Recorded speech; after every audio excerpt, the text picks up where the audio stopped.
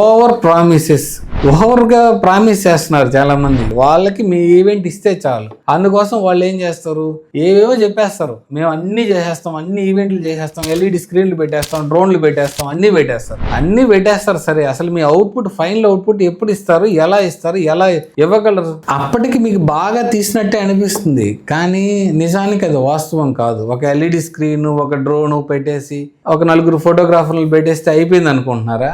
Editing ఎలా చేస్తారు, album design ఎలా ఉండబోద్ది, వీడియోస్ అండ్ ఫొటోస్ డెలివరీ ఎప్పుడు ఇస్తారు, ఎన్ని రోజులకి ఇస్తారు? ఇవాళ ఎలా ఉందంటే, ఇవాళ ఈవెంట్ చేసామా, మనీ తీసుకున్నామా, పాకెట్లు వేసుకున్నామా, అంతే. నెక్స్ట్ ఫైనల్ డెలివరీ గురించి ఎవరు ఆలోచించట్లేదు. లో బడ్జెట్ లో హై ప్రామిసెస్ ఇచ్చే వాళ్ళని మీరు అస్సలు నమ్మొద్దు. ఎందుకంటే ఇవాళ ఫోటోగ్రఫీలో ఎడిటింగ్ అనేది చాలా కష్టంగా ఉంది, చాలా టైం టేకింగ్ ఉంది, డిజైనింగ్ కూడా కష్టంగానే ఉంది, టైం టేకింగ్ చాలానే ఉంది. ఓవర్ ప్రామిసెస్ ని మీరు నమ్మారంటే తప్పనిసరిగా మీరు మోసపోతారు.